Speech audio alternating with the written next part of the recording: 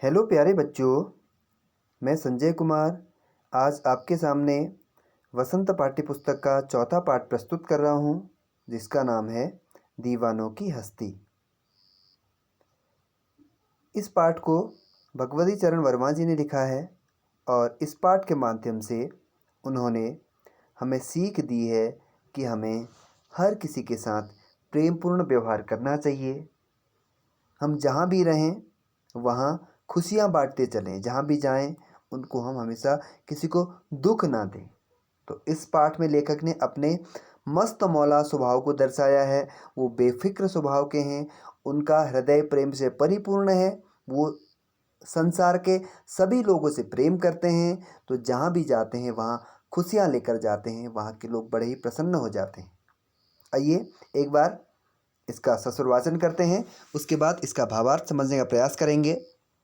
तो लेखक ने लिखा है कि हम दीवानों की क्या हस्ती है, आज यहाँ कल वहाँ चले, मस्ती का आलम सा चला, हम धूल उड़ाते जहाँ चले, आए बनकर उल्लास अभी, आंसू बनकर बह चले अभी, सब कहते ही रह गए अरे तुम कैसे आए कहाँ चले, किस ओर चले यह मत पूछो, चलना है बस इसलिए चले, जग से उसका कुछ लिए चले, जग को अपना कुछ दिए चले, दो बात कही दो बात सुनी, कुछ हंसे और फिर कुछ रोए, छक कर सुख दुख के घूंटों को हम एक भाव से पिए चले, हम भिखमंगों की दुनिया में स्वच्छंद लुटा कर प्यार चले, हम एक निशानी सी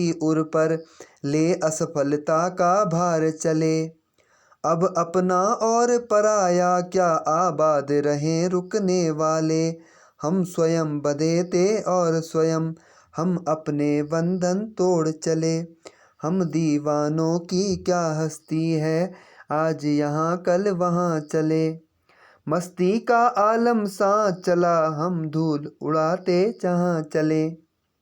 तो बच्चों, इस कविता में कवि ने अपने प्रेम से भरे हृदय को दर्शाया है। कवि का स्वभाव बहुत ही प्रेमपूर्ण है। वे सभी संसार के व्यक्तियों से प्रेम करते हैं और उनके साथ खुशियाँ बांटते हैं। तो कवि ने हमें भी यही सीख दी है कि हम सभी के साथ प्रेमपूर्ण व्यवहार करें और जहाँ भी जाएं अब वहाँ जो है खुशियों का संचार करें, वहाँ खुशियाँ बिखेरते चलें। तो उसी प्रकार से लेखक ने स्वयं को दीवाना कहा है। दीवाना अर्थात जो मस्त मौला स्वभाव के होते हैं, जो अपनी मस्ती में रहते हैं। तो हस्ती अर्थात अस्तित्व, उनका महत्व। तो लेखक कहते हैं कि हम लोगों की क्या हस्ती है, हमारा क्या अस्तित्व है। हम आज यहाँ हैं तो कल वहाँ हैं, अर्थात हम एक स्थान पे रुकने वाले नहीं हैं, एक स्थान पे टिकने वाले नहीं हैं। हम निरंतर भी कहते हैं हम एक स्थान पर टिकने वाले नहीं हैं, लेकिन हम जहाँ भी जाते हैं मस्ती का आलम साथ चला, हम धूल उड़ाते जहाँ चले। मस्ती अर्थात मौज, मौज मस्ती। हम जहाँ भी जाते हैं तो हमारी मस्ती हमेशा हमारे साथ रहती है। आए बनकर उल्लास अभी, आंसू बनकर बह चले अभी। उल्लास का अर्थ होता है खुशी। तो हम जहाँ भी जाते हैं वहाँ उल्लास बनकर जाते हैं, अर्थात खुशियाँ लेकर जाते हैं। वहाँ के लोग खुश हो जाते हैं और जब वहाँ से हम उस स्थान को छोड़कर जाते हैं तो वहाँ के लोग जो है बड़ा दुख होता है। उनको जो है उनके आंखों से आंसू निकलने लगते हैं, अर्थात वे बड़े दुखी हो जाते हैं और सब कहते ही रह गए अरे तुम कैसे आए कहाँ चले। तो किसी को हमारा पता ही नहीं लगता कि कब हम आए और कब हम गए। लोग इतने प्रसन्न हो जाते हैं, इतना प्रसन्नता का वहाँ पर माहौल हो जाता है। लोगों को जब कोई भी हमारे साथ अच्छी चीज़ होती है, कोई अच्छा पल होता है, तो वो कब बीतता है हमें पता नहीं लगता है। तो इसी प्रकार से लेखक कह रहे हैं हम जहाँ भी जाते हैं तो जब हम वहाँ से जाते हैं तो वहाँ के लोगों को पता तक नहीं चलता है।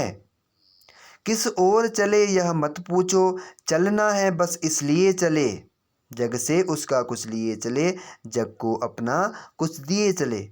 कवि कहते हैं कि हमसे ये मत पूछो कि हम किस ओर जा रहे हैं,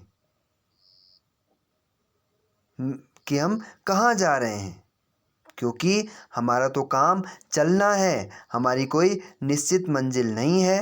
तो इसलिए हमारा स्वभाव चलने का, चलते जाना हमारा स्वभाव है, इसलिए हम चलते जा रहे हैं।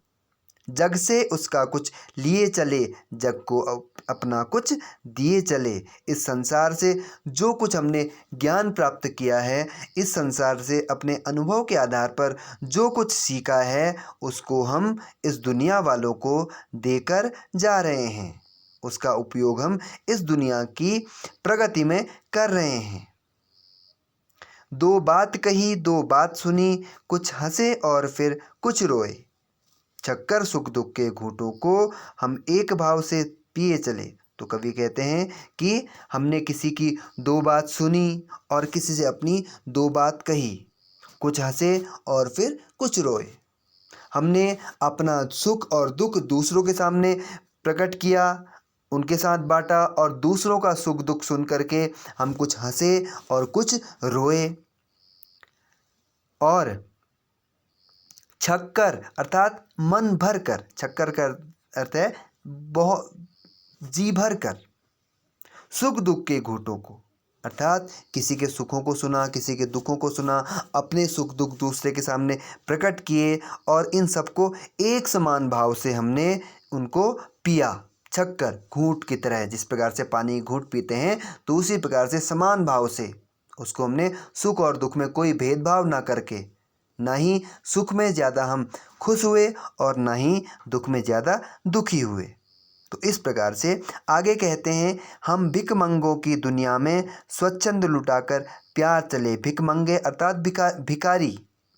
तो लेखक ने इस दुनिया को जो है भिखमंगा कहा है, भिखमंगों की दुनिया का है। स्वच्छंद अर्थात स्वतंत्र रूप से लुटाकर प्यार चले। हम एक निशानी, निशानी अर्थात कोई भी चिन्ह, और हृदय, असफलता अर्थात जो सफल ना हो सका, ले असफलता का भार अर्थात बोझ हम लेकर।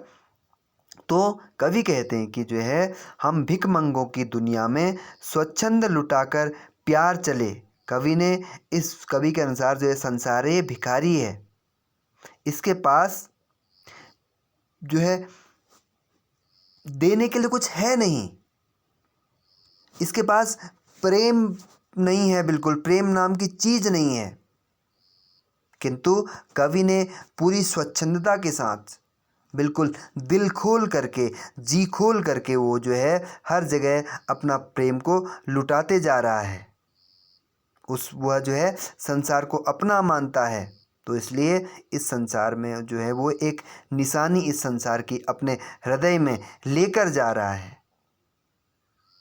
और यही जो ये असफलता का भार वो लेकर जा रहा है, यही उसके मन में निशानी है कि वो इस दुनिया को अपना बनाने में सफल नहीं हो पाया। इस दुनिया को जो है वो प्रेम से परिपूर्ण करने में सफल नहीं हो पाया, इसलिए उसे लग रहा है कि वह जो है असफल रहा। असफलता का भार वो अपने मन में लेकर जा रहा है। अब अपना और पराया क्या आबाद रहें रुकने वाले। तो कवि कहते हैं कि अब जो है इस दुनिया में कोई अपना नहीं है, कोई पराया नहीं है। इस दुनिया में जो है समान भाव से, समान दृष्टि से कवि इस दुनिया को देखता है। तो कहता है कि जो भी इस दुनिया में रहने वाले हैं वो हमेशा आबाद रहें, वो जो है इस दुनिया में बसे रहें, सुखपूर्वक वो संसार में रहें। लेकिन हम तो जो है स्वयं अर्थात खुद, इस संसार ने हमको कभी बांध नहीं सका, हम कभी इस संसार के बंधन में बंधे नहीं।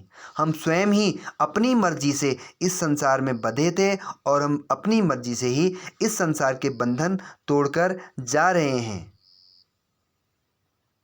तो इस प्रकार से कवि ने बहुत सुंदर ढंग से इस कविता के माध्यम से अपने व्यवहार को दर्शाया है। तो विद्यार्थियों, उम्मीद करता हूँ कि आपको ये समझ आया होगा।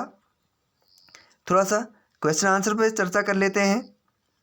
कवि ने अपने आने को उल्लास और जाने को आंसू बनकर बह जाना क्यों कहा है?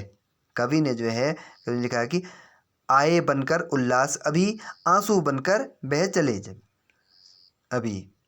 तो यानी कि जब वो आता है तो उल्लास अर्थात वहाँ खुशी आती है, और जब वहाँ से जाता है तो वहाँ के लोगों को दुख होता है। ऐसा क्यों कहा है? क्योंकि इसका उत्तर है, कवि खुद के आने को उल्लास इसलिए कहते हैं क्योंकि वे जहाँ भी जाते हैं वहाँ खुशियाँ फैलाते हैं, तथा अपने जाने को आंसू बनकर बह जाना इसलिए कहा है क्योंकि इतनी खुशियों के बाद जब वो उस स्थान को छोड़ करके जाते हैं तो उनकी याद में लोगों के आंसू आने लगते हैं।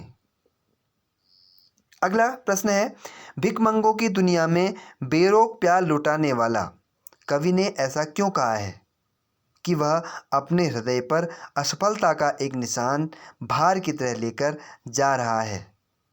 क्या वह निराश है या प्रसन्न है? तो इसका उत्तर है, कवि प्रेम की दौलत संसार में लुटाता है। इतना प्रेम होने पर भी वह अपने को असफल इसलिए कहता है क्योंकि वह कभी सांसारिक व्यक्ति नहीं बन पाया।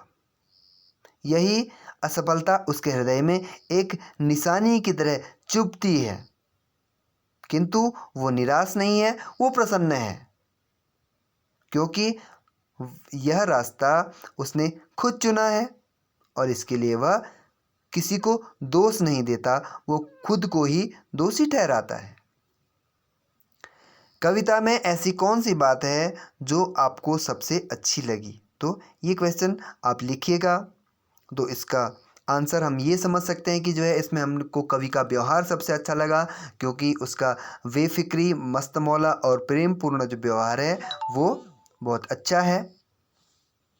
उससे जो है वो अन्य व्यक्तियों को भी उसने सीख देने का प्रयास किया है कि हमें जो है हमेशा सुख दुख में समान रूप से रहना चाहिए।